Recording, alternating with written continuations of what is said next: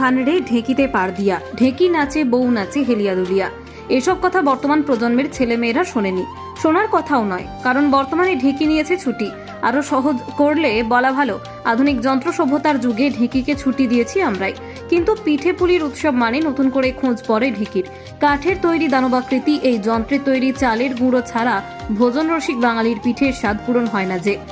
বর্তমান সময়ে অপাঙ্ক্তেয় ঢেঁকির খোঁজে বেরিয়ে আমরা পৌঁছে গিয়েছিলাম শহর থেকে অনেক দূরে বাঁকুড়ার ইন্দাসের গোবিন্দপুর গ্রামে। ওই গ্রামে পৌঁছে দেখা গেল নিকানো উঠোনে ধপাধপ শব্দে চালের গুঁড়ি তৈরি করছেন একদল মহিলা। আর মাত্র কদিন পরই মকর সংক্রান্তি, পিঠে পুলি উৎসবের সূচনা। তাই দল বেঁধে ঢেঁকিতে চলছে চাল গুঁড়ো করার কাজ। হাতে সময় কম, তাই এই মুহূর্তে দম ফেলার ফুরসত নেই কারো।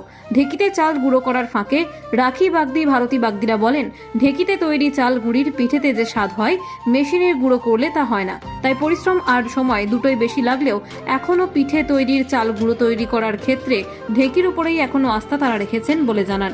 মেশিন হয়ে গেছে চাল কুটা, এখন তাই এই ঢেঁকি চাল কুটছেন কেন? ঢেঁকি চাল কুটা ভালো, পিঠা ভালো হয়, তার জন্য ঢেঁকি কুটছে। আর মেশিনে মেশিনে ভালো সব পিঠা হয় না তো, তার জন্য। আর ঢেঁকি হচ্ছে সব চাল কুটলে সব পিঠেই ভালো হবে। এই 20 কেজি চালে কত টাইম লাগে? 2.5 ঘন্টা, 3 ঘন্টা, 2.5 ঘন্টা দেখো। আর এই গ্রামে সবাই কি এই ঢেঁকি কুটাই চাল খায়? হ্যাঁ, সবাই ঢেঁকি কুটাই চাল খায়। আমার নাম কি? ঢেঁকি চাল কুটা ভালো খেতে ভালো না মেশিনে চাল? ঢেঁকিটাই খেতে ভালো। ঢেঁকি সুতার আছে, খেতে কম মিষ্টি লাগে। আর মেশিনেরটা তা তো মিষ্টি লাগে না। মেশিনে তো গরমে কোটা যাচ্ছে, আর এইটা ভিজিয়ে কুড়লে খুব ভালো হয়। এটা পরিশ্রম হচ্ছে তো?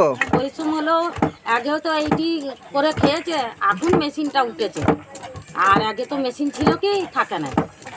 এইটা কষ্ট হলেও এইটাই ভালো। 10 কেজি চালে কতক্ষণ টাইম লাগবে? এটা লাগবে 1.5 ঘন্টা লাগবে। 1.5 ঘন্টার কম হবে না। এই গ্রামে কি সবাই এই ঢেঁকি কুটা চাল খায়? হ্যাঁ, এই গ্রামে সবাই ঢেঁকিতে কোটা চাল খায়। আপনার নাম কি? আমার নাম? তোমার নাম আমি আপনার নাম কি? আমার নাম ভারতী।